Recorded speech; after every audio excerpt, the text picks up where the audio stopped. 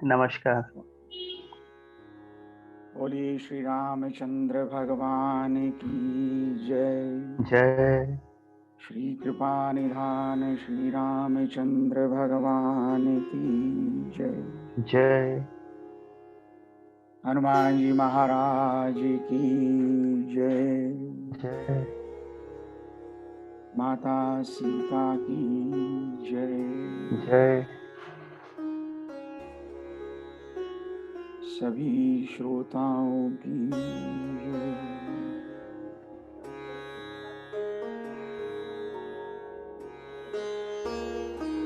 सभी बंधु बांधवों को, देश विदेश से आए सभी सहपाठियों को, सहयोगियों को, श्रोताओं को मेरे सादर नमस्कार। आज हम सुंदरकांड की अंतिम यात्रा में प्रवेश करेंगे। जैसा कि मैंने पहले कहा कि सुंदरकांड हनुमान जी के पौरुष का कांड है। भगवान राम सारे सुंदरकांड में बैठे हुए नजर आते हैं। आज पहली बार प्रभु खड़े हुए हैं और जैसे ही प्रभु खड़े हुए हैं, माता सीता को शगुन होने लगे और लंका में अपशगुन होने लगे, क्योंकि अब भगवान राम के पौरुष की कथा यहां से प्रारंभ होती है। वाल्मीकि जी ने सुंदरकांड में केवल हनुमान जी के प्रभु राम तक मां का संदेश पहुंचाने का विवरण दिया है। उसके आगे की कथा वाल्मीकि जी ने युद्ध कांड में लिखी, पर क्योंकि हम मानस का पाठ कर रहे हैं, अतः मानस के अनुसार यह सुंदर कांड की सुंदर कथा है। श्री गुरु चरण सरोज रज, निज मन मुकुर सुधार। श्री गुरु चरण सरोज रज, निज मन मुकुर सुधार। बरनौ रघुवर बिमल यशु, जो दायक फल चार। बुद्धिहीन तनु जानिके, सुमिरऊं पवन कुमार। बल बुद्धि विद्या देहु, हरहु कलेश विकार। सियापति राम जय जय राम। जैसे ही सब वानरों को आदेश हुआ कि लंका की ओर प्रस्थान करो, हर्षि राम तब कीन पयाना। क्या हुआ? सगुन भये सुंदर शुभ नाना। इधर भगवान राम ने प्रयाण प्रारंभ किया और उधर मां जानकी को शुभ शकुन होने लगे। मां का एक एक अंग फड़क फड़क कर मां से कह रहा है, मां अब रोने की आवश्यकता नहीं, अब रोने की जरूरत नहीं पड़ेगी, प्रभु की कृपा प्रारंभ हो चुकी है। प्रभु पयान जाना वैदेही, हर की बाम अंग जनु कहीं देही। देखिए, तुलसीदास जी ने लिखा है कि फर की बाम अंग जनु कहीं देही। देह के अंग फड़क फड़क कर मां से ये कह रहे हैं, मां अब रोने की जरूरत नहीं है, अब रोने के दिन खत्म हुए, अब सुंदर सुख का समय आने वाला है, क्योंकि सुख के धाम प्रभु राम अब चल चुके हैं। अब बहुत सारे लोग ये जो सुंदर शगुन है, अंगों का फड़कना है, इसको सुपरस्टिशन मानते हैं। ये सुंदर शगुन जब हनुमान जी गए थे तब क्यों नहीं हुए थे, अब क्यों हो रहे हैं? मेरा मानना यह है ये सुंदर शगुन दो लोगों के बीच की अधिलौकिक भाषा है। यूं तो संसार में शगुन अपशगुन किसी ना किसी को होते रहते हैं, कि जब दो लोगों की वाईफाई जुड़ी होती है, जब दो लोगों का मन एक दूसरे से जुड़ा होता है और उसमें प्रभु का संपर्क होता है, तब ये शगुन और अपशगुन होते हैं। शायद कहीं ये प्रभु की भाषा है बताने की, थोड़ा सावधान हो जाओ या थोड़ा दुख से दूर हो जाओ, प्रसन्न हो जाओ। और जब मां को शगुन होने लगे तो रावण की क्या दशा हो रही? जोई जोई सगुन जानकी होई, असगुन भयऊ रावण ही सोई। जो जो शगुन मां जानकी को हो रहे हैं, उसके बिल्कुल अपोजिट, उसके बिल्कुल विपरीत अशगुन रावण को होने लगे। और क्या हुआ? बड़ी भारी सेना चली है, आकाश में धूल छा गई, सिंहनाद होने लगा, बानरों की किलकिलाहट सुनाई देने लगी। चला कटकुसो बर नहीं पारा, गरजई बानर भालू अपारा। और बानर एक बार तो आवाज करते हैं, लेकिन चलने से पहले बानर क्या करते हैं? प्रभु पद पंकज नावहि सीसा, प्रभु पद पंकज नावहि सीसा, गरजई भालू महाबल कीसा। बंदर और भालू अपने बल में भले ही मदमस्त हों, लेकिन प्रभु राम के पद पंकज की शोभा को और उसमें शीश नवाने की शिष्टाचार को कभी नहीं भूले। वो गरजते जरूर हैं, पर चलने से पहले प्रभु राम को प्रणाम करके आगे चलते हैं। और आकाश से पुष्पों की वर्षा होने लगी, देवता जय घोष करने लगे, और जानकी जी को बैठे बैठे लंका में बैठे बैठे मंगल शगुन होने लगे। और जैसे जैसे जानकी को शगुन होने लगे, वैसे वैसे रावण को अपशगुन होने लगे। और रावण को ही नहीं, मंदोदरी को भी अपशगुन होने लगे। जैसे पुकार पुकार करके रावण के अंग उसको कह रहे हैं, अरे पापी सुधर जा, सुधर जा, अभी भी समय है। सेना लंका की ओर प्रस्थान करने लगी है। जब सेना लंका की ओर प्रस्थान करती है तो गोस्वामी जी, जो अब तक किष्किंधा पर्वत के ऊपर अपना कैमरा जमाए थे, अब कैमरे का फोकस थोड़ा टर्न करते हैं और दिखाते हैं कि चलें देखें कि लंका में क्या चल रहा है। गोस्वामी जी लंका का वर्णन कर रहे हैं, लंका में लोग कैसे रह रहे हैं। यहाँ निशाचर रहई शशंका, यहाँ निशाचर रहई शशंका, जब ते जारी गयों कपिलंका, जब ते जारी गयों कपिलंका। निज निज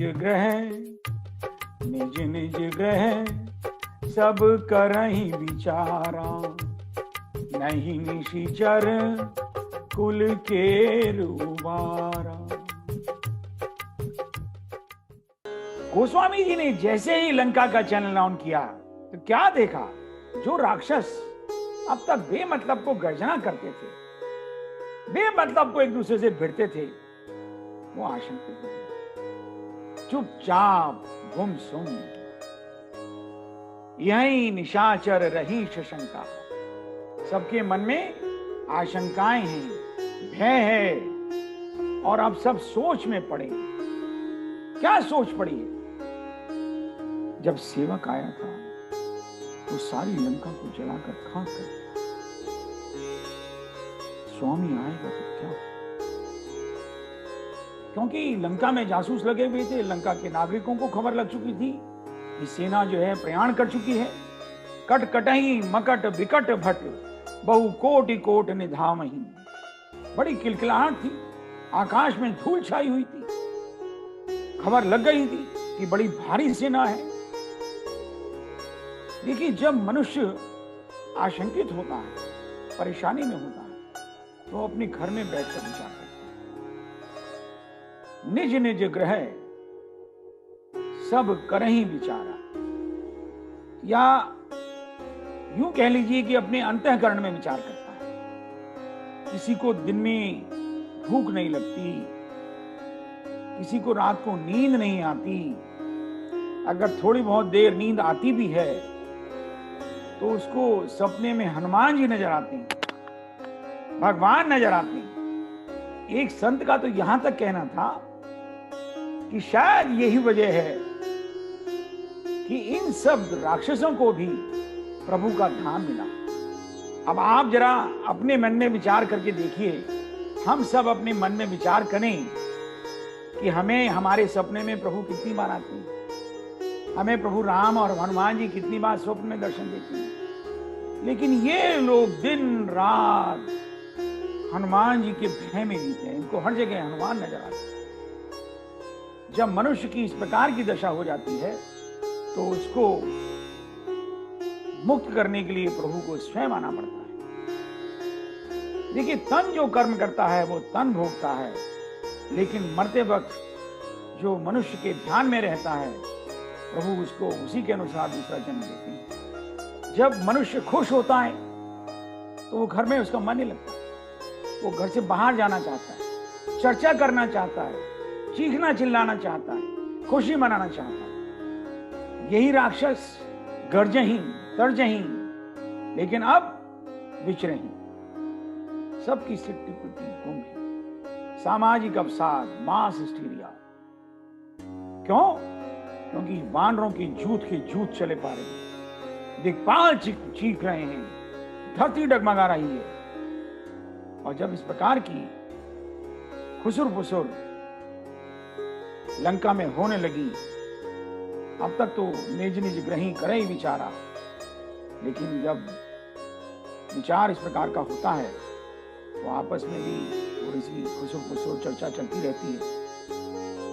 और जब चर्चा चलने लगी तो जासूसों के द्वारा इस प्रकार की बातचीत जो है वो रावण के दरबार तक भी पहुंची। क्या चर्चाएं चल रही हैं? जनता परेशान है क्योंकि जनता का घर जल गया, स्त्रियों के गर्भ उजड़ गए, पाप राजा ने किया है, रावण ने किया है, भुगतना हमें पड़ रहा है, हमारा घर जल गया, अब इतनी बड़ी सेना आने वाली है, सबको मारेंगे, वे मतलब जो है मारे जाएंगे।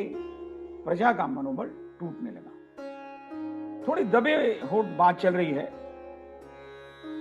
ये ठीक नहीं हो रहा। जिसने अपराध किया है उसे अपराध का दंड मिलना चाहिए, उसको मानना चाहिए। प्रजा ने कोई अपराध नहीं किया है, प्रजा की कोई गलती नहीं है। रावण को नहीं मानता अगर, तो रावण को दंड वो रावण भुगते, हम क्यों भुगते उसका? प्रजा की कोई गलती नहीं है। और इस पर जो है जनता की मांग होने लगी कि चर्चा जो है दरबार में होनी चाहिए, सीता जी को वापस किया जाए, युद्ध को टाला जाए, क्योंकि युद्ध अगर हुआ तो हम सब मारे जाएंगे। लंका का विध्वंस पहले ही हो चुका है, अब हम जो है ज्यादा युद्ध झेलने की शक्ति में नहीं। हमारे बालक जो गर्भ में थे वो पहले ही गिर चुके हैं, अब जो छोटे छोटे बाल हैं उनको बालकों की तरह रहने दो। जब इस प्रकार की बातें रावण तक पहुंचने लगी तो अच्छे अच्छे तानाशाह को भी जनता की आवाज हिला देती। एक स्त्री के कारण सारी लंका दुखी हो रही है। हमारे यहां स्त्रियों की कोई कमी थोड़ी है, एक से एक सुंदर स्त्री है, एक के पीछे क्यों पड़े, क्यों खून खराबा करने को तैयार बैठे? खैर, जब इस प्रकार की बातें रावण तक पहुंची तो रावण झुक गया। रावण को ये समझ में आ गया कि इसके ऊपर जो है दरबार में चर्चा करनी पड़ेगी, और दरबार में चर्चा का विषय आ गया। और जैसे बाकी स्त्रियां आशंकित बैठी थी, इसी प्रकार से मंदोदरी भी आशंकित बैठी है।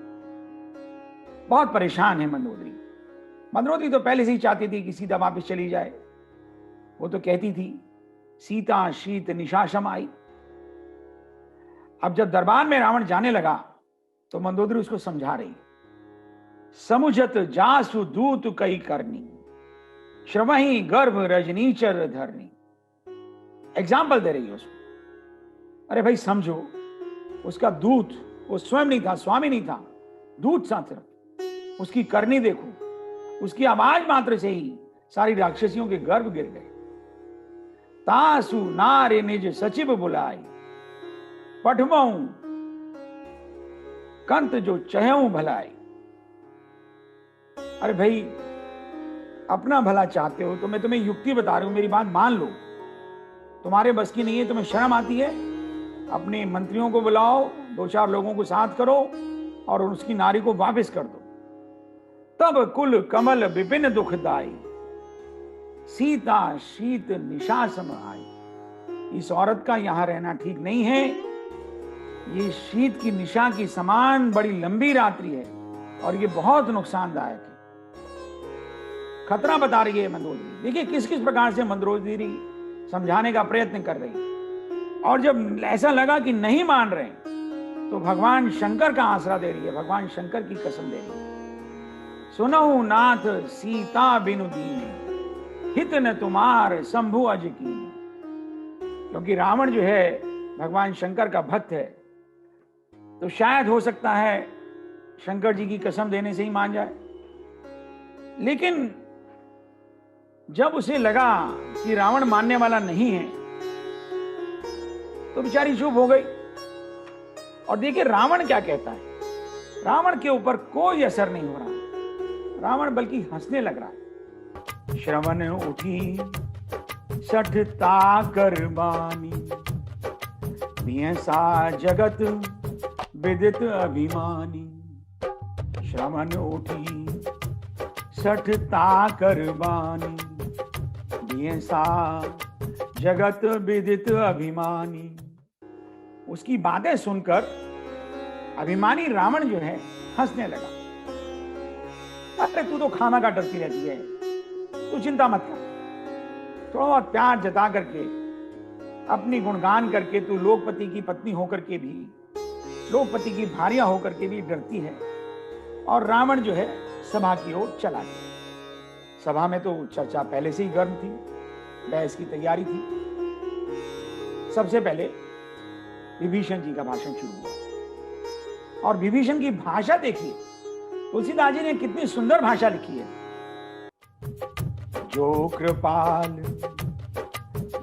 कृपाल पूछो मोई बाता, मति अनुरूप कयाऊ हित ताता। देखिए शब्द देखिए, जो कृपाल पूछो मोई बाता, मति अनुरूप कयाऊ हित ताता। मैं आपके हित की बात कहता हूं। आप मेरे से पूछते हैं कृपालु, तो मैं अपनी मति के अनुसार, अपनी बुद्धि के अनुसार मैं आपसे आपकी हित की बात कहता हूं। और क्यों कहता हूं ऐसी बात, तर्क भी दे दिया। सचिव वैद्य गुरु तीन जो, सचिव वैद्य गुरु तीन जो, प्रिय बोल ही भय आस, राज धर्म तन तीन कर, हो यही बेगही नाश। प्रभु मैं आपका सचिव हूं, आपका मंत्री हूं। अब जो मैं कहने वाला हूं कुछ कड़वी बात है, लेकिन फिर भी मैं कहूंगा क्योंकि नीति कहती है सचिव वैद्य गुरु। सचिव वैद्य और गुरु अगर डर करके, भय की वजह से मीठी बात बोलते हैं, प्रिय शब्द बोलते हैं, राज धर्म और तन, राज धर्म तन तीन कर।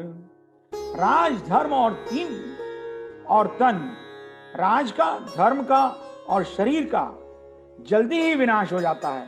अतः प्रभु मेरी नीति को, मेरी बात को मन लगा करके सुनिए। और अब जो है विभीषण जी ने बहुत सुंदर स्तुति भगवान राम की। इतनी सुंदर स्तुति की है कि मानस में शायद इससे सुंदर स्तुति कहीं नहीं है। अरण्य कांड में बहुत ऋषियों ने प्रभु राम की स्तुति गान किया। अत्रि ऋषि ने किया है, अन्य ऋषियों ने किया है। और उसके बाद उत्तरकांड में भगवान शंकर ने स्वयं भगवान की स्तुति गाई, इंद्र ने गाई, ब्रह्मा जी ने गाई।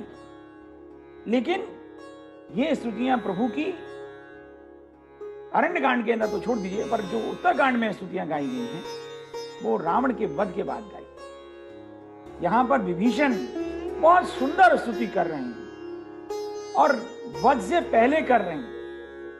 देखिए विभीषण का और मंदोदरी का कितना विशाल दृष्टिकोण रहा होगा। भगवान राम चले हैं युवराज की शक्ल में, भगवान नहीं बने हैं।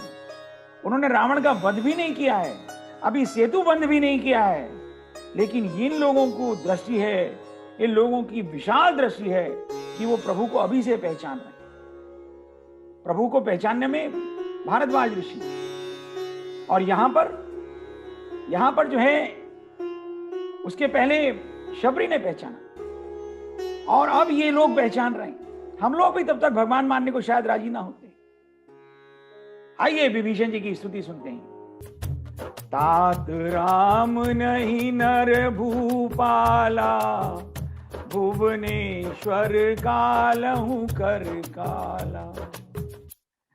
तात राम नहीं नर भूपाला, भुवनेश्वर कालहु कर काला। ब्रह्म नामे अज भगवंता, व्यापक अजित अनादि अनंता। गोद्विज धेनु देव हितकारी, कृपा सिंधु मानुष तनुधारी।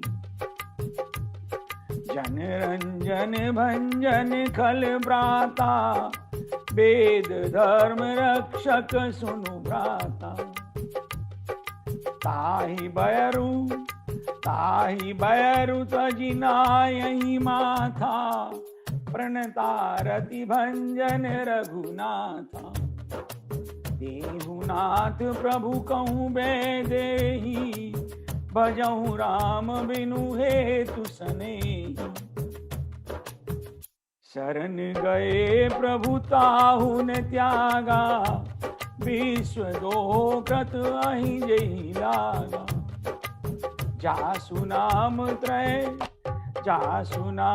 त्रय ताप न सावन, सोई प्रभु प्रकट समुझिए रावण।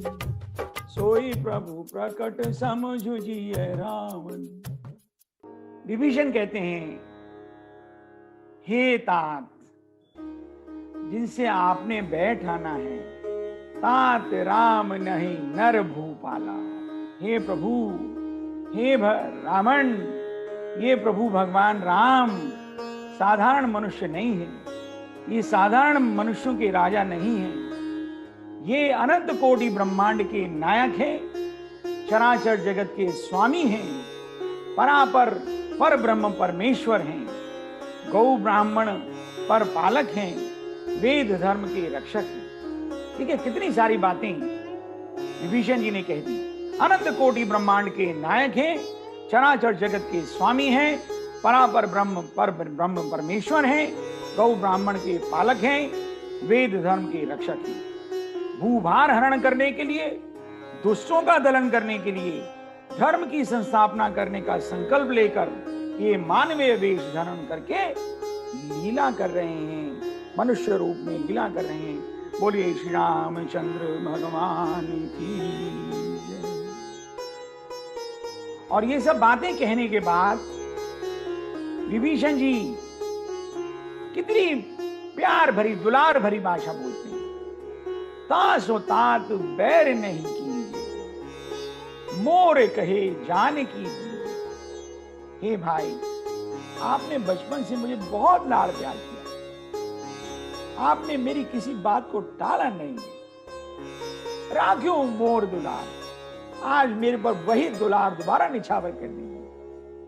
आप अपने आप से मत कीजिए, मेरे कहने से सही आप जानकी जी को वापस कर दीजिए। और सभा में सबको ये बात बड़ी पसंद आई, बड़ी तालियां बजी।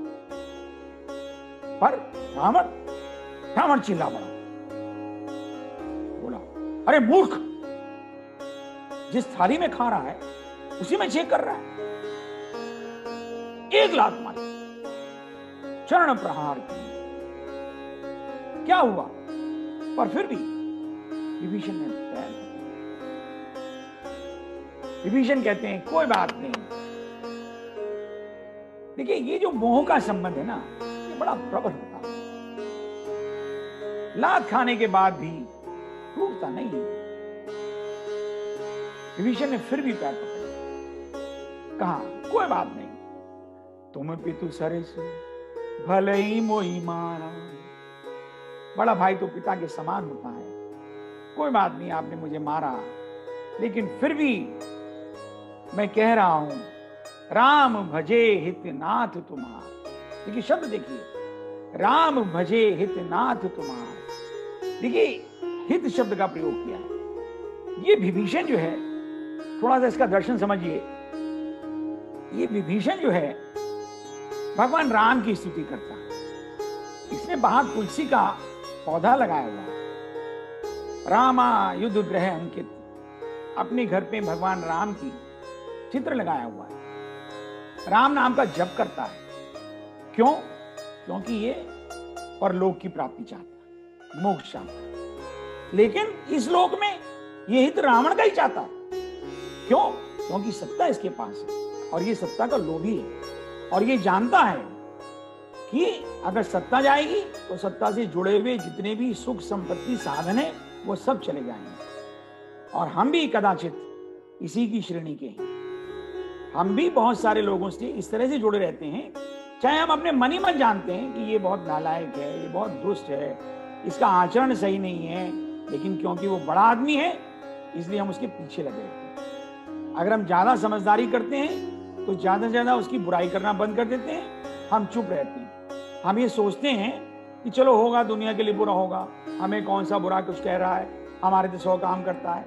ये सब विभीषण का नाता है, ये सब मोह का नाता है, ये सब सुख का नाता है। और जब इस प्रकार से बहुत बार बार विभीषण ने भगवान राम की प्रशंसा की और इसको बार बार कहा, तो रावण ने इसको दूसरी लात लाई। खबरदार नालायक, निकल यहां से। जियसी सदा सठ मोर जियावा। अरे मेरी दी हुई रोटी खाता है, हमारा भोजन करता है और गुण उसके गाता है। जा, चल उसी के पास जा। सठ मिलू जाए तिनहु कहू नीति। सठ मिलू जाए तिनहु कोई नीति। अपनी नीति की बातें वहीं सुना, वहीं चला जा। अब थोड़ा सा दर्शन देखिए। यहां पर जो है रावण विभीषण को खुद कह रहा है तू वहीं जा। रावण जो है विभीषण को मार भी सकता, लेकिन रावण ये जानता है, रावण के मन में कहीं ये बात है कि ये विभीषण जो है, जो नीति पढ़ाता है उससे विनाश होता है। इसने मुझे नीति बताई थी कि हनुमान को मत मारो, उसकी पूंछ में आग लगा दो, और उसके चक्कर में हमारी लंका जल गई। अब जो है ये इसी प्रकार की नीति वहां जाकर के राम को बताएगा और उसका भी नुकसान करेगा। तो इसको वहीं जाने दो। दूसरा दर्शन शायद कहीं ये भी है कि रावण को भी ये ज्ञान था कि भगवान का जन्म हो चुका है और मेरे मोक्ष की वजह, मेरे उद्धार का जो मार्ग है वह केवल विभीषण भगवान को बता सकता है, अन्यथा मेरा उद्धार नहीं होगा। खैर, संतों के जो भी भाव हैं वह सब वंदनीय हैं। जब रावण ने कह दिया सठ मिली जाए तिनहु कव नीति, तो विभीषण भी 2 लात खाने के बाद बोल पड़ा, मैं रघुवीर शरण अब जाऊं, और अब मैं जो है भगवान राम की शरण जाऊंगा और भगवान राम की शरण में जाकर रहूंगा। तात अनुज तब नीति विभूषण। जब इस प्रकार की बातें चल रही थी, जब रावण ने विभीषण को 2-2 बार लात मार दी, तो सभा में बड़ी अफरा तफरी मच गई, और मचनी स्वाभाविक ही थी। अब जो है रावण का एक और मंत्री जो है विभीषण के पक्ष में खड़ा हो गया। और साधारण सभासद तो विभीषण के पक्ष में खड़ा नहीं हो सकते, क्योंकि छोटे हैं और रावण चिल्ला रहा है, रावण क्रोधित है। तो बहुत वरिष्ठ मंत्री माल्यवंत खड़े हो गए, और माल्यवंत जो है रावण के नाना थे, सबसे वरिष्ठ थे, आयु में सबसे ज्यादा थे। और माल्यवंत बोले, नहीं नहीं रावण, ये कोई बात ठीक नहीं है, ये तुम्हारा कृत्य शोभनीय नहीं है। विभीषण जो कह रहे हैं वो नीति की बात कह रहे हैं। तात अनुज तब नीति विभूषण, सो उर धरऊं जो कहत विभीषण। तुम्हारा जो भाई है वो विभीषण नहीं है, वो विभूषण है, पद्म विभूषण। रावण को ये बात पसंद आती। रावण तो पहले से ही भरा बैठा था, चिल्ला पड़ा, अरे तू बहुत बड़ा बन रहा है, मैं इसे मार तो नहीं सकता, बस इसको मेरी आंखों से दूर करो, इन दोनों को हटाओ यहां से। रिपु उत कर कहत सठ दो, दूर न करऊं या है को। ये दोनों के दोनों जो है शत्रु का उत्कर्ष मेरे से कह रहे हैं, अरे इनको कोई दूर करो मेरी आंखों से। और जब इस प्रकार की बातचीत हुई तो सभा स्थगित हो गई।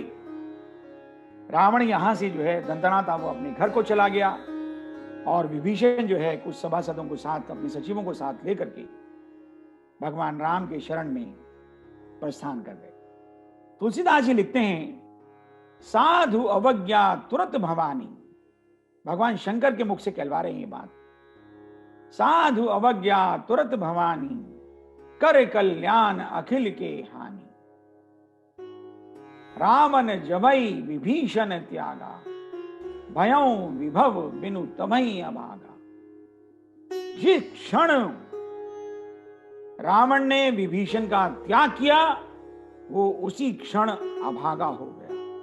सारा भाग्य, सारा वैभव उसके पास से दूर होने की तैयारी हो गई। जिस वक्त आप साधु की अवज्ञा कर देते हैं, साधु की आज्ञा का अनादर कर देते हैं, उसी वक्त आपको हानि प्रारंभ हो जाती है। और ये बात तुलसीदास जी ने अपने मुख से नहीं लिखी, ये भगवान शंकर से कहलवाई। तुलसीदास जी लिखते हैं, इसको कुमति कहते हैं। तुलसीदास जी ने कुमति की परिभाषा दी है। जब अपने हित की बात कहने वाला दुश्मन लगने लगे और अपने अनहित की बात कहने वाला मित्र लगने लगे, तो समझना कुमति आ गई है। देखिए, दूसरा दर्शन यह है कि हमारे साथ कुछ लोग रहते हैं और हम अपने आप को बहुत बड़ा समझते हैं, बहुत बलवान समझते हैं, गुणवान समझते हैं, पर शायद हमारा अस्तित्व जो है हमारे साथ रहने वाले बालकों के ऊपर, कुछ हमारे साथ रहने वाली अच्छी आत्माओं के ऊपर भी टिका होता है। आपने भी कब देखा होगा, जब आप बहुत गुस्से में होते हैं, बहुत बड़बड़ा रहे होते हैं किसी आदमी के ऊपर, आपको बड़ा क्रोध आता है और आप बड़ा उसे डांटने के लिए, लड़ने के लिए तैयार होकर घर से निकलते हैं, और जब आप सामने पहुंचते हैं तो आप देखते हैं वो व्यक्ति जो है किसी बड़े सज्जन पुरुष के साथ, किसी साधु के साथ खड़े हुए थे, आप तुरंत शांत हो जाते, आप कुछ नहीं, आप वहां से तुरंत लौट आते, नहीं मैं तो वैसे ही इधर से जा रहा था। क्यों? क्योंकि उस वक्त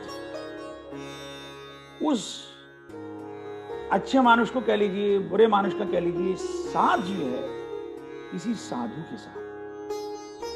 ऐसे ही भगवान भी जो है अपने भक्त की रक्षा करने के लिए साथ में कुछ जो है दुष्टों को भी छोड़ देते हैं कि हमारे भक्त को बुरा लगेगा। तो यहां पर यही जो है विभीषण और रावण का प्रसंग बता रहा है। और देखिए, यहां पर भगवान ने रावण को दो मौके दिए। एक साधु से नहीं कहलवाया, दो साधुओं से कहलवाया। पहले विभीषण से कहलवाया, फिर माल्यवान से भी कहलवाया, और फिर जब दोनों की बात नहीं सुनी तो अब जो है प्रभु एक मौका और दे रहे हैं, मंदोदरी से कहलवा रहे हैं। और रावण जो है दंदनाता हुआ जो है अपने घर पहुंचा, और जाकर के कोई भी व्यक्ति अपनी पत्नी के ऊपर ही गुस्सा उतारता है, आज बड़ा खराब मूड है और विभीषण ने मेरा बहुत अपमान किया और ये कोई बात नहीं होती। मंदोदरी को सारी खबर पहले से ही थी, मंदोदरी तो भरी बैठी थी। क्या अपमान कर दिया तुम्हारा? उसने जो कहा वो सही कहा। वो धर्मात्मा आदमी है। धर्मात्मा आदमी एक भी शब्द गलत नहीं बोलता। वो तुम्हारे भय से नहीं बोलेगा, तुमसे डरेगा नहीं, वो तुम्हारी बुद्धि में नहीं आती। और सुन लो, जो विभीषण ने बोला वही मैं कह रही हूं। तुम जिसका हरण करके लाए हो ना, वो कोई साधारण महिला नहीं है। वो जगत जननी जगदम्बा है, वो मां दुर्गा है। वो तुम्हारी कभी नहीं हो सकती। थोड़ा दर्शन देखिए। मैंने जैसे अभी पहले भी कहा, मंदोदरी भी और विभीषण भी ये भगवान को पहचान रहे हैं। और रावण सब कुछ जानते पूछते भी या तो प्रभु को पहचान नहीं रहा। प्रभु कोई बहुत प्रभु की अवस्था में नहीं है अभी, एक साधारण मानुष की अवस्था में, जंगल में, दीनहीन अवस्था में। लेकिन इन लोगों की दृष्टि कितनी दिव्य है। और इस प्रकार की बातें विभीषण ने प्रभु राम के बारे में बताई थी। तात राम नहीं नर भूपाला। और इसी प्रकार की बातें सीता जी के बारे में मंदोदरी रावण को बता रही है। शक्ति का अवतार सिया है, नहीं साधारण नारी। तुम उसको छू भी नहीं सकते। और थोड़ा सा मंदोदरी जब शट गई तो थोड़ा ताना भी दे रही है। क्यों भाई, ये बताओ तुम्हारी ताकत वहां कहां चली गई थी? जब उनका एक दूत आया था बानर के रूप में, मेरे लड़के को मार गया, सारी लंका को जलाकर खा कर गया, और उस वक्त तुम देखते कि देखते रह गए। अब बड़ा बोल रहे हो। मेरठ की थी मंदोदरी। अब ये तो कहीं वर्णन नहीं है कि मेरठ में कहां पर मंदोदरी का, उनके पिता का निवास रहा होगा। पर कभी मेरठ की तरफ से गुजरे तो मंदोदरी जी को मन ही मन प्रणाम करने का प्रयास कीजिएगा। जब इतनी बातचीत हो गई तो रावण ने पूछा, अच्छा तू ये बता तू चाहती क्या? अब वही बात जो विभीषण ने कही थी वही मंदोदरी कह रही है। शक्ति का अवतार सिया है, नहीं साधारण नारी। देखो भाई, साधारण नारी नहीं है वो, मां शक्ति का, मां दुर्गा का अवतार है। उनको वापस कर दो, भगवान राम की शरण में चले जाओ, वंश बच जाएगा। वो शरणागत के पालक हैं। बस इतना तो रावण सुन ही नहीं सकता। इतना सुनने से पहले रावण बिल्कुल लाल लाल हो गया। तेरी तो बुद्धि खराब है, तू खामखा डरती है, तेरी तो मति मारी गई है। तुझे ये समझ नहीं है कि जिसको तू भगवान कह रही है उसमें इतनी बुद्धि नहीं है कि सोने के मृग नहीं होते। वो अपनी पत्नी के कहने से सोने के मृग के पीछे भागने लग गया।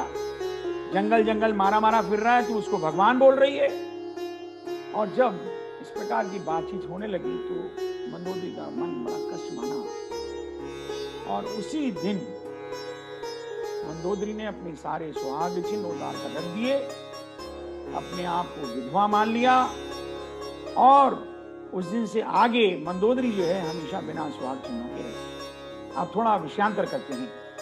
भगवान राम रामेश्वरम के पास समुद्र के किनारे पहुंच चुके हैं। भगवान राम को मालूम है कि रावण जो है शंकर जी का भक्त है, और शंकर जी अगर रावण की सहायता के लिए खड़े हो गए तो युद्ध नहीं जीता जा सकता। अगर शंकर जी को रोकना है तो शंकर जी से प्रार्थना करनी पड़ेगी, क्योंकि भगवान राम भी अपना गुरु शंकर जी को मानते हैं और भगवान राम को शंकर जी अपना गुरु मानते हैं। इसलिए वहां पर भगवान राम ने रामेश्वरम की स्थापना की और शंकर जी को प्रश्न करने के लिए पूजा अर्चना की और कहा, गुरु जी, हे भगवान शंकर, आप जो है तटस्थ हो जाइए, न्यूट्रल हो जाइए।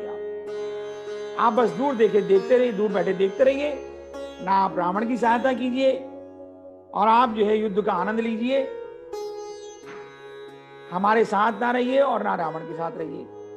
और भगवान राम ने बड़े भाव से शंकर जी की स्तुति की है।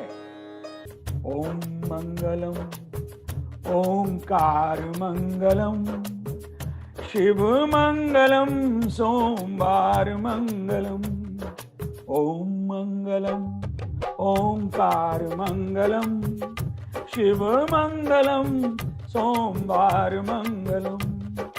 हरि मंगलम हरिद्वार मंगलम हरि मंगलम हरिद्वार मंगलम, देव मंगलम महादेव मंगलम, ओम मंगलम ओंकार मंगलम, शिव मंगलम सोमवार मंगलम, ओम मंगलम ओंकार मंगलम, काल मंगलम महाकाल मंगलम, काल मंगलम महाकाल मंगलम, ज्ञान मंगलम चंद्रभान मंगलम, ओम मंगलम ओंकार मंगलम, भूत मंगलम भूतनाथ मंगलम, भूत मंगलम भूतनाथ मंगलम, मुक्ति मंगलम मुक्तिनाथ मंगलम,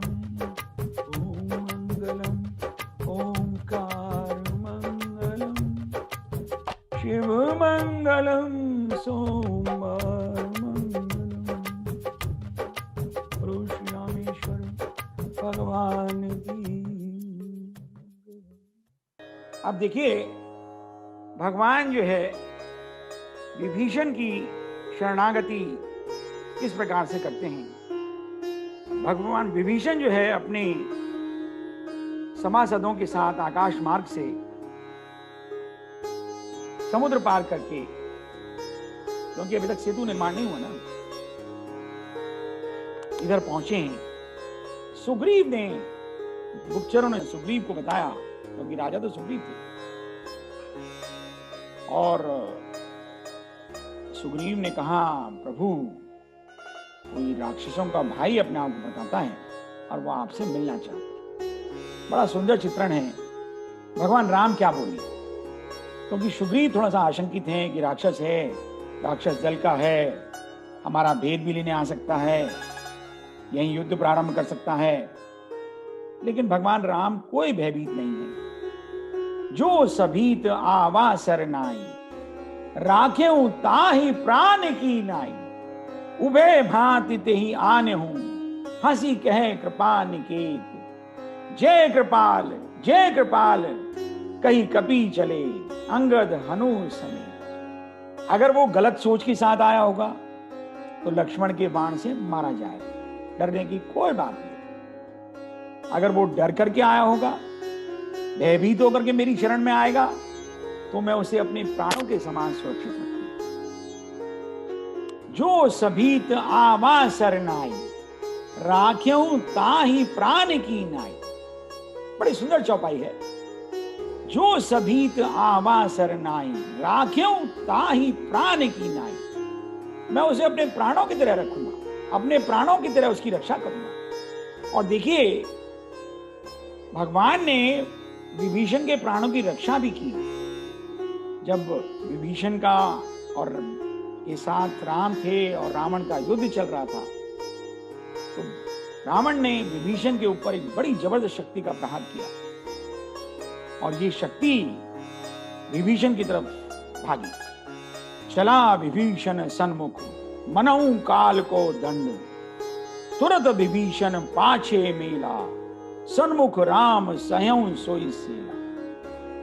भगवान राम ने देखा कि बड़ी भयंकर शक्ति विभीषण की तरफ आ रही है।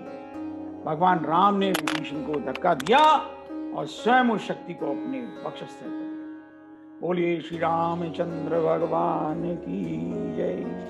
शरणागत वत्सल श्री रामचंद्र की जय। और ये शक्ति जब भगवान राम को लगी तो भगवान मूर्छित हो। कितनी भयंकर शक्ति रही होगी जिसने भगवान राम को मूर्छित कर दिया, लेकिन इस प्रकार भगवान राम ने विभीषण के प्राणों की रक्षा की। और ऐसा त्याग मेरे श्री राम के अलावा कोई नहीं कर सकता। ये देखकर रावण जो है बड़ा आश्चर्यचकित। और देखिए ईश्वराई चौपाई में, मैंने पहले भी ये चौपाई गाई थी, जय कृपाल कहीं कपी चले, अंगद हनु समेत। हनुमान जी तो जानते हैं ये विभीषण है, और मैंने विभीषण को कथा सुनाई थी, और बस हनुमान जी तो किसी तरह से प्रतीक्षा कर रहे थे कि प्रभु कृपाल प्रभु कोई आज्ञा दे दे तो मैं विभीषण को लेने चला जाऊं। और यहां पर हनुमान शब्द में मान नहीं है, सारा मान छोड़ करके अंगद को साथ लेकर के चंग जय कृपाल कहीं कपी चले अंगद हनु समेत, और जाकर के बड़े आदर समेत हनुमान जी जो है वो विभीषण जी को लेकर आए हैं। मैंने पहले भी इस बात का संकेत दिया था कि हनुमान जी नहीं चाहते कि बार बार उनके शब्द में मान लिखा जाए, और हनुमान जी कितनी सहजता से बिना अभिमान के साथ रहते हैं। इस बात की जो चर्चा है, वहां पर दो जो गुप्तचर आए हैं उन्होंने भी जाकर के रावण को कहा है, जो सुख और सारक आए हैं। और जिस प्रकार से हनुमान जी सारे वानर दल में बिना किसी बहुत बड़े बन करके रहते हैं, बिना किसी ताम झाम के साधारण वानरों की तरह घूमते हैं, उससे वो लोग भी दोनों जो गुप्तचर थे बड़ा चक्कर खा गए। और उन्होंने जाकर कहा रावण को कि जो वानर हमारे यहाँ लंका जलाकर गया था वो तो बिल्कुल सबसे छोटा है, वहां पर वो तो कुछ बोलता ही नहीं है। और रावण सुनकर बड़ा चकित रह गया था। बोलो श्री हनुमान जी भगवान की जय। देखिए, आप चलते हैं दोबारा से विभीषण शरणागति की तरफ। जैसे ही विभीषण आए हैं, हनुमान जी विभीषण को लेकर आए हैं, विभीषण ने अपना परिचय क्या दिया है। नाथ दशानन कर में भ्राता निशिचर वंश जन्म सुर त्राता सहज पाप प्रिय तामस देहा। हे प्रभु, मेरी तो देह ही निशिचर है, मैं तो राक्षस का हूं, और मेरी तो इस देह से हमेशा पाप होते हैं, और मैं तो दशानन रावण का भाई हूं। अपना नाम कहीं जाकर नहीं किया। मैं निशिचर अति अधम स्वभाव शुभ आचरण कीन नहीं काऊ। मैं तो बहुत राक्षस कुल का हूं, बहुत नीच कुल का हूं, मैंने तो कभी कोई शुभ आचरण किया ही नहीं। प्रभु भगवान राम ने मन ही मन विभीषण से पूछा, अरे भाई ये तो ठीक है, पर तुम ये बताओ यहां तुम आए कैसे, तुम्हें हमारा पता बताया किसने? तो विभीषण क्या उत्तर देते हैं? विभीषण कहते हैं, प्रभु हनुमान जी ने जो आपकी मुझे कथा मधुर बंगल में कथा सुनाई थी, उसको सुनकर मुझे ऐसा लगा जिनकी कथा इतनी सुंदर है वह स्वयं कितने सुंदर होंगे, वो कितने भक्त वत्सल होंगे। चलो चल करके इस पाप की नगरी को छोड़ करके उन प्रभु के श्याम सुंदर शरीर का दर्शन किया जाए, उन चरण कमलों में शरण ली जाए। हे प्रभु, मैं तो उस कथा को सुनकर आप तक आ गया। बोलो श्री हनुमान जी महाराज की जय। और ये कहकर अस कही करत दंडवत देखा तुरंत उठे प्रभु हर्ष विशेषा। और ये कहकर विभीषण ने दंडवत कर लिया। और भगवान ने क्या किया? कहु लंकेश सहित परिवारा। भगवान उनको लंकेश कहकर बोले, और प्रभु तुरंत उठे और विशेष हर्ष के साथ भगवान राम ने विभीषण को अपने गले से लगा। विभीषण आगे भाव विभोर होकर बोलने लगे, प्रभु मैंने जैसा सुना था आपको उससे ज्यादा पाया। हनुमान जी ने जो कुछ मुझे सुनाया था मैं आपको उससे ज्यादा पाता हूं। जहां स्वरूप मुनि ध्यान न आवा तने ही प्रभु हर्षि हृदय मोहि लावा। ये मुनि ऋषि आपका दिन भर रात भर गुणगान करते हैं, तब आप उनके ध्यान में ही आते। और मुझे अधम को, नीच को, राक्षस को आपने अपने हृदय से लगा लिया। प्रभु जिसकी जगह चरणों में होनी चाहिए उसको आप हृदय में लगाते हैं। जब इतनी सुंदर वार्ता चलने लगी तो भगवान राम आगे बोले, मोहि दरस अमोघ जग माही, मोहि दरस अमोघ जग माही, यद्यपि सदा तब इच्छा नाही। हे विभीषण, मेरा दर्शन इस संसार में अभोग नहीं जाता, बिना परिणाम के नहीं होता। मेरे दर्शन का फल अवश्य मिलता है। मुझे मालूम है तुम्हारी कोई इच्छा नहीं है, लेकिन फिर भी मेरी इच्छा के अनुसार आप ये स्वीकार करो। अस कहीं राम तिलक ते ही सहारा, सुमन ब्रश नभ भई अपारा। समुद्र का जल मंगवा करके भगवान राम ने विभीषण का वहीं पर तिलक कर दिया, और ये देख करके नभ से पुष्पों की वर्षा हुई। और जब इस प्रकार से विभीषण का राज तिलक हो गया, कुछ समय बीत गया, भगवान बड़े चिंतातुर थे कि सामने इतना बड़ा समुद्र है, कैसे पार किया जाए। तो भगवान राम ने कहा, सुनु कपीस लंकापति बीरा, कहीं विधि तरयू जलधि गंभीरा। सुनो कपीस लंकापति बीरा, कहीं विधि तरयू जलधि गंभीरा। हे सुग्रीव, हे लंकापति विभीषण, ये बताइए कि इस गहरे और गंभीर समुद्र को किस प्रकार से पार किया जाए। तो विभीषण जवाब दे रहे हैं, कहे लंकेश सुनहु रघुनायक, कोटि सिंधु शोषक तब सायक। तदपि नीति असी गाई, विनय करऊं सागर सुन जाई। हे भगवान, हे रघुनायक, मुझे मालूम है कि आपके अंदर करोड़ों समुद्रों को सोखने की क्षमता है, लेकिन नीति यह कहती है कि आप समुद्र के सामने विनय करें, आप प्रार्थना करें समुद्र देव को। और विभीषण की बात सुनकर प्रभु राम जो है समुद्र के किनारे बैठे, समुद्र की पूजा करें। पल दो पल, घंटा दो घंटा, आप कितनी देर पूजा करते हैं? 10 मिनट, 15 मिनट, 5 मिनट चलते चलते। अब प्रभु देखिए कहां कितने देर बैठे। पल दो पल नहीं, घंटा दो घंटा नहीं, 3 दिन बीत गए बराबर। और जगत चराचर जगत के स्वामी प्रभु राम स्वयं पूजा कर रहे। जब 3 दिन बीत गए, प्रभु को बड़ा क्रोध आया।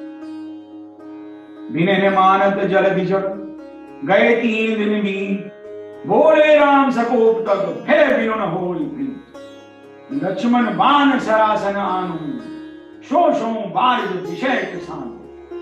लक्ष्मण, मेरा बाण लाओ, सारे समुद्र को सोख डालता हूं। अस कहीं रघुपति चाप चढ़ावा, यह मत लक्ष्मण के मन भावा।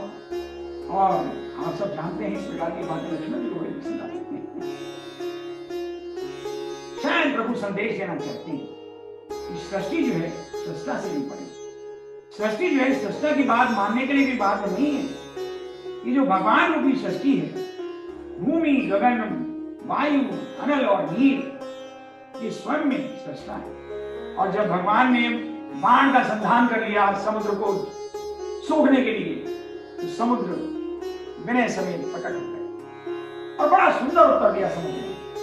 गगन समीर अनल जल धरणी, इन कहीं नाथ सहज जड़ करनी। हे प्रभु, गगन, वायु, अग्नि, जल और पृथ्वी, ये सब आपके बनाए हैं और इनको आपने जड़ बनाया है प्रभु। तब प्रेरित माया उपजाए, ये सब आपकी माया से उपजे हैं प्रभु। और हमको तो जैसा स्वभाव आपने दिया है, हम तो उसी का पालन करेंगे। आप सृष्टा हैं, आपके लिए कुछ भी असंभव नहीं है। आप जो चाहे वो कर सकते हैं। एक बाण से सारा जल सोख सकती है, आपके लिए कुछ भी अनंती नहीं है। लेकिन हे प्रभु, आपकी इस करने से मेरे गर्भ में रहने वाले लाखों करोड़ों मछलियां, नाग, मगर, अन्य जीव जंतु, जो कि आपके ही बनाए हुए हैं, सब प्राण रहित हो जाएंगे प्रभु। इससे आपकी ही प्रकृति की हानि होगी। अतः प्रभु क्रोध ना करें, आप आज्ञा करें। सुनत विनीत बचन अति, कह कृपाल मुस्का। जेहि विधि उतरे कपि कटकू, तासो कहूं उपाय। देखिए प्रभु तुरंत मुस्कुराने लगे। कोई प्रेस्टीज इशू नहीं है। मैं 3 दिन से पूजा कर रहा हूं, तू अब तक कहां था? पहले मेरी बात क्यों नहीं मानी? अब बाण को देख के डर गया। प्रभु तुरंत मुस्कुरा दिए। सुनत विनीत बचन अति, कह कृपाल मुस्काय। जेहि विधि उतरे कपि कटुक, तासो कयहूं उपाय। अरे भाई, जिस प्रकार से ये सारी सेना समुद्र पार कर सके, कुछ ऐसा उपाय बताओ। समुद्र क्या बोले? नाथ नील नल कपि दो भाई, लरिकाई ऋषि आशीष पाई। तिनके परस किए गिरि भारी, तरई जलधि प्रताप तुम्हारे। हे प्रभु, आपकी सेना में नील और नल नाम के दो बानर भाई हैं, और लड़कपन में इन्हें ऋषि से आशीर्वाद मिला था कि अगर ये भारी से भारी पत्थर को भी छू देंगे तो वह भी समुद्र में तैर जाएगा। प्रभु, आप इनसे कहिए कि पत्थर छू छू करके समुद्र में डालें, और मैं भी यथासंभव शांत हो जाऊंगा और आपकी जो सहायता बन सकेगी वह सहायता करूंगा। ए विधिना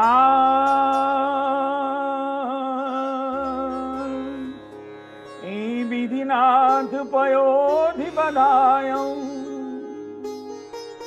जही यह सुजसु लोक तिहु गायं। हे प्रभु, मंदिर का निर्माण कीजिए जिससे कि आपका सुजस तीनों लोकों में युगों युगों तक गाया जाए। बोलो श्री रामचंद्र भगवान की। और ये सुनकर प्रभु बड़े ही मन प्रसन्न हुए। सेतु निर्माण का कार्य प्रारंभ हुआ।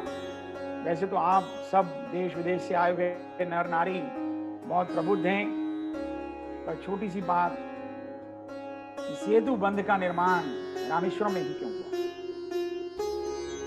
लंका का बहुत बड़ा भूभाग भारत के भूभाग से लगता है, रामेश्वरम को क्यों चुना गया? शायद इसलिए कि रामेश्वरम और लंका के बीच की जो दूरी है समुद्र की, वह सबसे कम, और प्रभु ये जानते थे। प्रभु को कितना ज्ञान रहा होगा। और ये सब कह करके समुद्र जो है, निज भवन गवने हूँ सिंधु, श्री रघुपति है मत भाय हूँ, यह चरित कलिमल हरन, जथामति दास तुलसी गाय हूँ। यह कह करके समुद्र अपने घर को चले गए, और भगवान राम को यह सलाह बहुत अच्छी लगी। यह चरित कलिमल हरन, कलियुग के मल को हरने के लिए यह चरित्र आप सबने सुना, तुलसीदास जी ने लिखा और अपने मन से हमने गाया। प्रभु सबका कल्याण करें। सकल सुमंगल दायक रघुनायक गुणगान, सादर सुनहि ते तरहि भव, सिंधु बिना जल जान। सकल सुमंगल दायक रघुनायक गुणगान, सादर सुनहि ते तरहि भव, सिंधु बिना जल जान। बोलो श्री रामचंद्र भगवान की जय। इति संपूर्ण सुंदर कांड। बोलो हनुमान जी महाराज की जय। जय।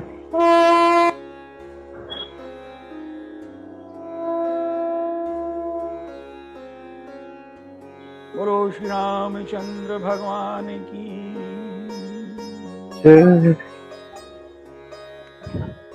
अभी आप सभी बंधु बांधवों का मेरे हृदय से बहुत बहुत आभार। मेरी ये परम इच्छा थी मैं अपने मुख से सुंदरकांड आप सबको सुना सकूं। आपने मुझे ये सौभाग्य दिया, प्रभु की कृपा हुई। आशा करते हैं कि आप सबका जीवन भी इस सुमंगल सुंदरकांड को सुनकर भवसागर से निश्चित रूप से पार होगा, और यह सुंदरकांड की कथा उसमें सेतु का काम करेगी। ऐसी हमारी प्रभु श्री राम से विनम्र प्रार्थना है, विनती है। बोलो श्री रामचंद्र भगवान की जय। आप सभी मित्रों की टिप्पणियां आमंत्रित हैं। उसके बाद जो है हम जो है मानस की आरती करेंगे और उसके बाद कथा का विसर्जन करेंगे। और मैं एक बार अपने हृदय के भाव व्यक्त करते हुए आप सबका हृदय से बड़े परम विनम्रता से आप सबका आभार व्यक्त करता हूं कि आपने अपने जीवन में बहुमूल्य समय देकर इस कथा को सुना और इस कथा के वीडियोस को आगे प्रचारित प्रसारित किया। प्रभु आपका कल्याण करें। आप सबका बहुत बहुत धन्यवाद। राहुल जी धन्यवाद मुझे करना चाहिए। राहुल जी की तुरंत टिप्पणी आ जाती है धन्यवाद करते हुए। और एक बार अंतिम टिप्पणी, मेरी कुछ त्रुटियां अवश्य नहीं होंगी। मैं आपसे और प्रभु से क्षमा याचना करता हूं। मैं विनती करता हूं कि मेरे भावों की तरफ जाएं और मेरी त्रुटियों को मन में ना रखें, मन में ना लाएं। इसके साथ आप सबकी टिप्पणियां आमंत्रित हैं। राहुल जी कुछ कहना चाह रहे हैं? आज तो मेरे पास कुछ भी नहीं है। अभी तक ये था कि ये सब चल रहा है निरंतर। जब जैसे रामायण जब समाप्त होती है तो लगता है एकदम एक वैक्यूम आता है कि अब क्या। सो आज थोड़ी सी वैसी स्थिति है। बाकी तो नहीं, ऐसी स्थिति नहीं आएगी, आप निश्चिंत रहिए। उसका कार्यक्रम हमारे पास तैयार है। नहीं, पिछले बहुत सप्ताह से आई थिंक दूसरा वाला शायद एपिसोड मैंने नहीं सुना था। मतलब कोई एक एपिसोड मेरा मिस हुआ है, बाकी मैं सारे सुन पाया हूँ ईश्वर की कृपा से। तो बहुत बहुत धन्यवाद, आभार मेरी तरफ से। डॉक्टर नरेंद्र सिंह कुछ कहना चाहते हैं? सभी को जय श्री राम। डॉक्टर सतीश जी, मैं हृदय से आपका आभारी हूँ कि आप जितनी तन्मयता से, जितने प्रेम से, जितने हृदय से आप श्री राम कथा का वर्णन करते हैं। तो बड़े अच्छे अच्छे प्रकांड विद्वान भी जो है ना वो पीछे रह जाते हैं। नहीं, आप बहुत ही अच्छी तरह से इसका वर्णन कर रहे हैं और जो कि मेरे हृदय को छू रहा है। और मैं तो जब तक आपका ये चलेगा लाइफ लॉन्ग मैं आपके सुनना पसंद करूंगा। और मैंने बता दूं श्री रामेश्वरम का मैं आर्मी में रहा हूं पहले, तो वहां मंदिर देखा था जाकर के। उसके ऊपर जो पत्थर लिखा हुआ है, उसके ऊपर लिखा हुआ है कि ये जो मंदिर था साउथ इंडिया के राजा ने 9वीं शताब्दी में, 8वीं 9वीं में बनाना शुरू किया था। और आधा मंदिर जब बन गया था, फिर किसी वजह से फिर 200 साल के बाद फिर लंका का कोई राजा था, उसका नाम दिया हुआ था उसमें, लंका के राजा ने फिर वो मंदिर जो है कंप्लीट किया था। ये मंदिर इतना विशाल मंदिर है श्री रामेश्वरम का कि उसके अंदर जो कॉरिडोर्स हैं उसके अंदर से बड़े बड़े हाथी भी निकल सकते हैं। और बहुत ही सुंदर वो मंदिर बना हुआ है। अंदर जब आप वहां पर कुंड बने हुए हैं, वहां पर आप जाएंगे तो पहले एक कुंड से पानी निकाल करके, कुएं से पानी निकाल के आपको नहलाएंगे। फिर आप दूसरे कुएं में जाएंगे, उससे पानी निकाल के नहलाएंगे। बोलते ये गंगा है, ये यमुना है, ये सरस्वती है, ये नर्मदा नदी है, ये ताप्ती नदी है। इस तरह से 12 कुंड का पानी आपके ऊपर डाला जाता है, नहलाते हैं। ज्यादा है शायद 12 या 14 कुछ ऐसा है। ज्यादा है। उसके बाद फिर आप से एक सिंगल कपड़ा आप लपेट करके फिर आप शिवलिंग के दर्शन करने जाते हैं अंदर।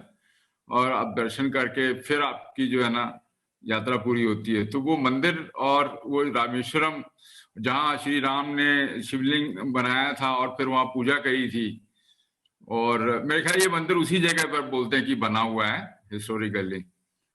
तो ये सब चीजें इस मंदिर की नींव प्रभु राम ने स्वयं अपने हाथ से रखी हो। जी उस टाइम में मंदिर कितना विशाल होगा। जी हाँ। और दूसरी एक जो विशेष बात, वैसे तो सभी लोग यहाँ प्रबुद्ध लोग हैं और मैं समझता हूँ कि ज्यादातर लोगों ने उसका दर्शन भी किया होगा। जो विशेष बात है वो ये है जी, समुद्र के किनारे इतने खारे पानी के रहते हुए वहाँ पर कई कुओं का पानी बड़ा मीठा है। मीठा पानी है, सभी का मीठा पानी आता है। कहाँ से संभव है? अदरवाइज जी हाँ, उस जगह पर मीठा पानी मिलना अपने आप में बड़ा मुश्किल कार्य है।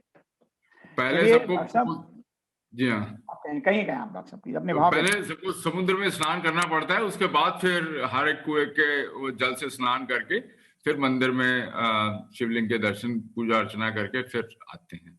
इस तरह से जब आप समुद्र में स्नान करने जाते हैं जी, तो आपको समुद्र की शक्ति का, उसकी गहनता का, उसकी गंभीरता का एहसास होता है। आपको लगता है कितना मुश्किल रहा होगा यहाँ से जाना क्योंकि आपको दूर दूर तक कहीं पृथ्वी का दर्शन नहीं होता। हाँ, तब आपको कोई आसान काम नहीं था हनुमान जी के लिए सारे समुद्र को लांग कर जाना और इतना बड़ा सेतु बंध निर्माण करना कोई साधारण काम नहीं था। और मैं तो तभी कहा ना कि हम सब तो साधारण बुद्धि के प्राणी है ना, हम तो इतने विशाल कार्य को देख करके ही प्रभु को प्रभु मान सकते हैं। बोलो श्री रामचंद्र। अभी तो ये साइंटिफिकली प्रूव हो गया नासा के फोटोग्राफ से कि ये जो वहां पर जो पत्थर जो रखे गए हैं वो मैन मेड हैं, इट इज नॉट नेचुरल। और वो किसी आदमी के द्वारा ही, किसी सभ्यता के द्वारा या उसी के द्वारा ही रखे गए हैं पत्थर, और वो मंदिर और वो वहां पर सेतु बनाया गया था। अच्छा, इसको देख करके मेरे को एक और याद आता है, जब मोजिस थे करीब 4-5 हजार साल पहले, मोजिस जो कि ज्यूस के बड़े भारी लीडर मानते हैं, जिनको ने इजिप्ट से अपने 1 लाख जो ज्यूस को लेकर के गए थे, और वहां जो फराओ था उसकी विश के अगेंस्ट में जब वो गए थे, जब उन्होंने रेड सी पर पहुंचे, इस तरफ तो इजिप्ट है, रेड सी है, और उस तरफ इजिप्ट है, इजराइल है दूसरी तरफ। तो उन्होंने एक उसको बोलते कि ग्रह चाल वगैरह देखकर उनको पता चल गया था कि कब ये समुद्र का पानी जो है चांद के गुरुत्वाकर्षण से खींचेगा और वो जमीन दिखाई देगी और पानी दाएं बाएं हो जाएगा और जमीन के ऊपर चल करके इसके जो ज्यूज है और मोजिस वो उसको क्रॉस करके उस तरफ ले जाएंगे। तो उस पर्टिकुलर मोमेंट्स के ऊपर वो गुरुत्वाकर्षण से कुछ वो ग्रहों के चाल से वो पानी सेपरेट हो गया, और वहां से उसके जो लोग थे जल्दी उन्होंने वो समुद्र को क्रॉस किया, और जब वो क्रॉस करके निकल गए, जब तक मोजिस की फौज आती वहां पर, तब तक वो घड़ी टल गई थी, वो मतलब कि गुरुत्वाकर्षण का इफेक्ट खत्म हो गया, सारा पानी समुद्र में वापस आ गया, जो भी फौज पानी में उतरी थी उनका पीछा करते हुए वो पूरी पानी में बह गई थी। तो ये जो प्रभु के द्वारा जो समुद्र क्रॉस करने की जो बात है, तो समुद्र के ऊपर सेतु का निर्माण और साथ में कुछ ना कुछ इस तरह की ग्रह चाल और वो टाइम देख करके उन्होंने शायद क्रॉस किया होगा ताकि जो है उनकी सेना ठीक टाइम से बिना किसी क्षति के क्रॉस कर जाए। तो ये दूसरा वाक्य है, ये दूसरा है। पर समुद्र क्रॉस करने की जहां मैं ये कहूंगा नरेंद्र जी, आप सेतु के ऊपर विचार करें जी, और प्रभु आपके जीवन में भी एक अच्छा सेतु बनाएं ताकि आपके भवसागर से भी आपकी यात्रा जी सुखद हो और सुंदर हो। और आपने जो रामेश्वरम की बहुत भावपूर्ण महिमा का वर्णन किया, उसके लिए प्रभु आपका धन्यवाद। मामला जी कुछ कहना चाहती हैं? मामला जी आप जरा अनम्यूट करें। नहीं, जो वो रामेश्वरम की कथा बता रहे थे तो वही मैं उसी को याद कर रही थी खुद से कि जब मैं गई थी वहां पे तो क्या हुआ था, तो वो उसको I was trying to relive. और अद्भुत बात ये मुझे बहुत अच्छी लगी थी, बहुत छोटी थी तब गई थी, कि इतने कुंडों से आप नहाओ ना आपको गर्मी ठंडी लगती है ना मंदिर गंदा होता है। इतने भक्त उस कुंडों से नहा के एक जगह से दूसरी जगह जा रहे होते हैं, पर मंदिर वैसे ही साफ सुथरा रहता है। आप दर्शन करते हैं, कुछ पता ही लगता ही नहीं कि इतने गीले हो के आप इतने बड़े विशाल भवन है वो एक तरीके से, उसमें आप जा रहे हैं एक दूसरे से दूसरे कोने तक, और फिर अथाह सागर। बहुत सुंदर। मनोज जी, हम आपका बहुत बहुत धन्यवाद करते हैं, आप समय निकाल करके जो है आज आप जोड़े से बैठे हैं। और मैं बड़े भाव से कहना चाहता हूं, जो लोग पति पत्नी इकट्ठे बैठ करके कथा श्रवण करते हैं, पठन पाठन करते हैं, उनके जीवन में निश्चित रूप से बहुत पॉजिटिव वाइब्स आती हैं। और मैं देख पा रहा हूं कि आपका जो दाम्पत्य जीवन है वो बड़ा सुंदर और सुखद रहा होगा, और ऐसी मैं कामना करता हूं। और हेलो, थोड़ी सी देर हो गई मुझे आज वो अस्पताल जाने। हेलो, हाँ, जानी कुछ कहना चाहते हैं, डॉक्टर जानी कुछ कहना चाहते हैं? हाँ नहीं, एक मतलब कहावत क्या, ये मान्यता है कि जहाँ कहीं भी राम कथा होती है तो हनुमान जी किसी न किसी फॉर्म में वो कथा अटेंड करते हैं। जानी जी, अपना प्लीज अपना कैमरा खोल दीजिए आप। अरे मैं अंधेरे में बैठा हूँ नहीं, जानी जी के इसलिए भाव समझ। व्यक्त कीजिए। जानी जी कोई बात नहीं, हम आपकी बात समझ पा रहे हैं, आप चिंता ना करें। हाँ मतलब हनुमान जी किसी न किसी फॉर्म में वो कथा सुन रहे होते हैं, चाहे वो कोई भी सूक्ष्म जीव हो उसमें। मतलब जो ये कथा भी हो रही थी पिछले कुछ हफ्तों से, वो सारी भी हनुमान जी ने खुद अपने कानों से सुनी होगी, 100% सुनी होगी। दूसरा जो है रामेश्वरम की बात, रामेश्वरम की जब स्थापना हुई थी तो कोई भी हिंदू माइथोलॉजी में या धर्म में किसी मूर्ति की पूजा ऐसे ही नहीं स्टार्ट हो जाती कि आपने घर में ला दिया, तो उसमें उसको प्राण प्रतिष्ठा एक संस्कार होता है, वो करना पड़ता है। तो भगवान राम भगवान थे खुद, तो उनके लिए सबसे ज्यादा पढ़ा लिखा पंडित चाहिए था जो प्राण प्रतिष्ठा करवाए। तो जो उन दिनों गूगल सर्च किया तो पता लगा कि सबसे प्रकांड पंडित तो रावण ही है। अब रावण के पास क्या किया जाए, तो रावण के पास मैसेज भेजा गया कि रामेश्वरम की प्राण प्रतिष्ठा हो रही है और आपको बुलाया गया है। तो रावण ने ये कहा कि ये तो भगवान शंकर का मामला है, ये तो मैं तो इसमें ना कह ही नहीं सकता, लेकिन ये सजोड़ा होता है काम। मतलब जैसे कि ना कि ये पति पत्नी साथ बैठ के ये पूजा कर दी जाती है हमेशा, तो फिर क्या करें। तो कहते हैं कि रावण ने खुद अपने पुष्पक विमान से पहले सीता माता को राम के पास भेजा, खुद फिर वहां वो उन्होंने ये रावण ने प्राण प्रतिष्ठा करवाई, और फिर लास्ट में गुरु दक्षिणा भी मांगी। नहीं, पहले उन्होंने ये सॉरी रावण ने आशीर्वाद दिया। क्या आशीर्वाद दिया आप सोच के हैरान हो जाएंगे, कि विजयी भव। मतलब रावण को पता था कि उसकी मृत्यु निश्चित है, उसने आशीर्वाद खुद दिया था। फिर मांगी गुरु दक्षिणा। भगवान राम ने कहा भगवान तो मैं हूं, लेकिन इस वक्त तो मैं मनुष्य फॉर्म में हूं, मैं तुम्हें कुछ नहीं दे सकता।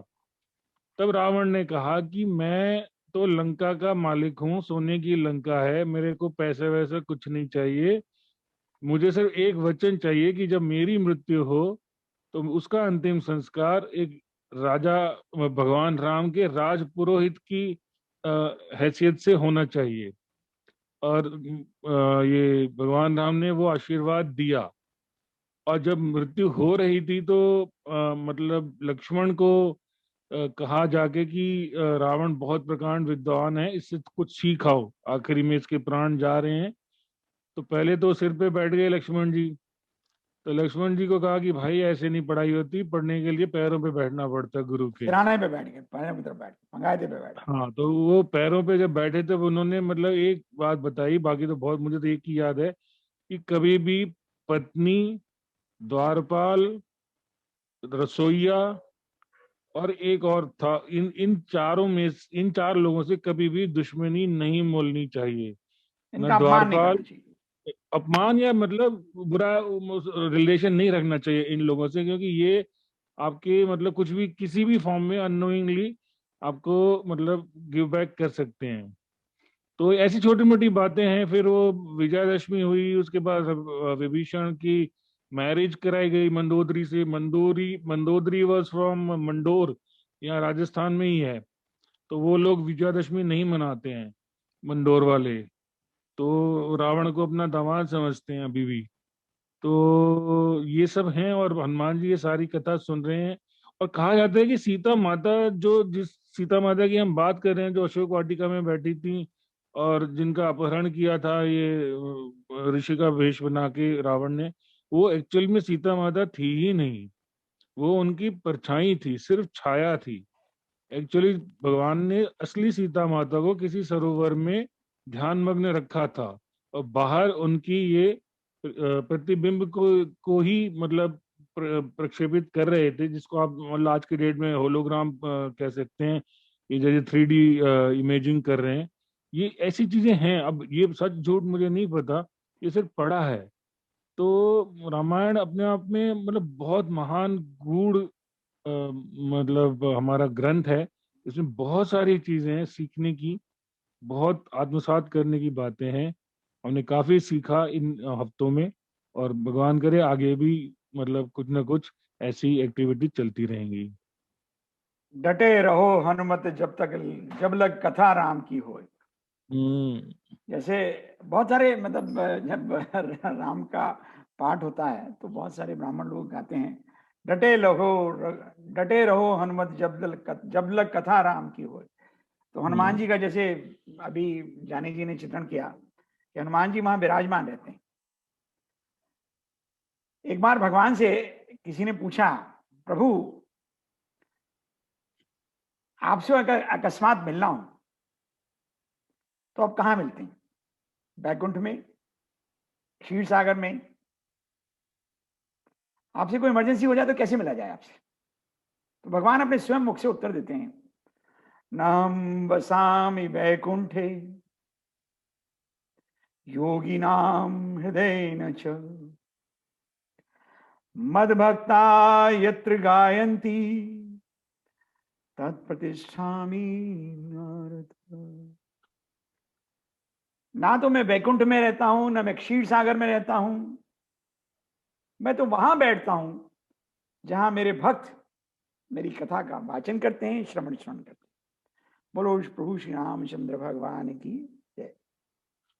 जय। और शायद जानी जी का जो एक बड़ा मन रहा होगा ये बात कहने को आमला जी के लिए और मनोज जी के लिए, क्योंकि मनोज जी और आमला जी आप हमेशा जोड़े से बैठते हैं, तो आपके ऊपर तो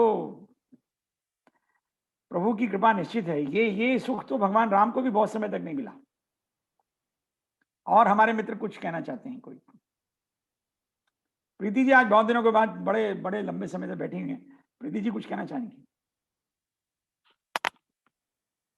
अनम्यूट कर लीजिए प्रीति जी। हाँ। प्रीति जी जहाँ आप रहती हैं वहाँ क्या समय हुआ हुआ अभी? आप अमेरिका के किस भाग में रहती हैं? हम रहते हैं ईस्ट कोस्ट की तरफ, तो 11:30 बजे हैं दिन के। और दिन रविवार। चलिए बहुत सुखद, बहुत मजा आया सतीश। वातावरण ही अच्छा हो जाता है, एटमॉस्फेयर है जैसे, बहुत अच्छा लगता है। कभी रामेश्वरम आए, कभी दर्शन कीजिए प्रभु के। हाँ मैं गई हूँ, बहुत तब छोटे थे हम, तो अब मैं ये मानता हूँ कि आपका ये दायित्व है कि आप बालकों को लेकर जाएं। हाँ बिल्कुल सही बात। तो मेरे को लगता है बालक जो है वो मुझे ही ले जाएंगे। नहीं ऐसा ना सोचें, आप भी जाएं उनके साथ और इकट्ठे जाएंगे सब परिवार जाएं। बालक सब अब अपने जाएंगे, जरूर जाएंगे। चलिए आपने ये वचन दिया प्रभु को, प्रभु आपका वचन परिपूर्ण करें, ऐसी हमारी आशा है।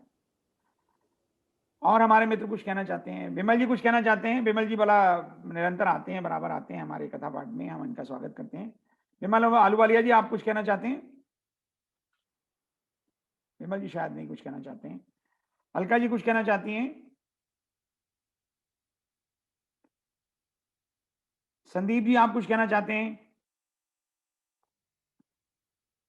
चलिए कोई बात नहीं, खैर अब सभी लोगों का, हमारे सभी मित्रों का बहुत बहुत धन्यवाद। संजय जी अपना कुछ फाइनल टिप्पणी आप जरूर दें। उसके बाद जैसे हमने कहा कि हमारे प्रचलन है कि हम रामायण की आरती करेंगे, मानस की आरती करेंगे, उसके बाद सभा का विसर्जन करेंगे। I'm on here. I'm actually बेटी की सेवा हो रही है इस हफ्ते, actually weekend पे, so I'm in her college and this is being run remotely on my laptop.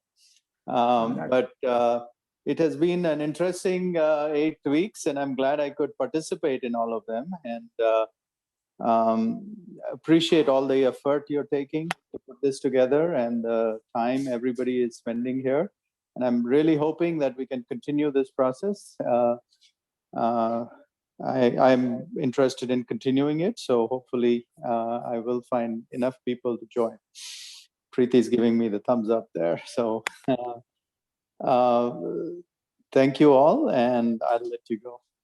मैं बहुत आभारी हूँ आपका संजय जी, और आपने बड़ा बहुत ही इम्पोर्टेंट, बहुत ही जो बहुत आवश्यक चीज़ है वो ये है कि हम सब लोग इस बात को, इस पाठ को आगे बढ़ाना चाहते हैं। और प्रीति जी ने मुझे एक बार कहा था, बड़ा मुझे बहुत सुंदर व्यक्तित्व लगा। उन्होंने कहा था, सतीश अगर तुम्हारी कथा एक व्यक्ति भी सुनता है तो तुम उतने ही भाव से कहिए, और मैं उस भाव के लिए, उस अभिव्यक्ति के लिए इनको प्रणाम करता हूं और मैं इनकी बात का उस दिन से मैं बहुत आदर करता हूं। ऐसा नहीं है कि मैं चाहता हूं कि केवल एक व्यक्ति सुने, मैं तो चाहता हूं कि बहुत बहुत लोग सुने, पर मेरे लिए एक व्यक्ति भी जो है वह बहुत महत्वपूर्ण है। और हम समझते हैं कि हमारी कथा आगे प्रारंभ रहेगी, आगे चलती रहेगी, और हम जो है कुछ ना कुछ प्रकरण जो है वो जारी रखेंगे। मेरा जो मन है, आप लोगों का जो मन है उसके बारे में विचार करें और उसी के ऊपर हम विचार करके इसको आगे करेंगे। अगले बार का जो प्रकरण है वो डॉक्टर किशन कुमार जानी के दायित्व में है और वो अपनी कुछ कथा जो भी उनका मन होगा वो अवश्य कहेंगे।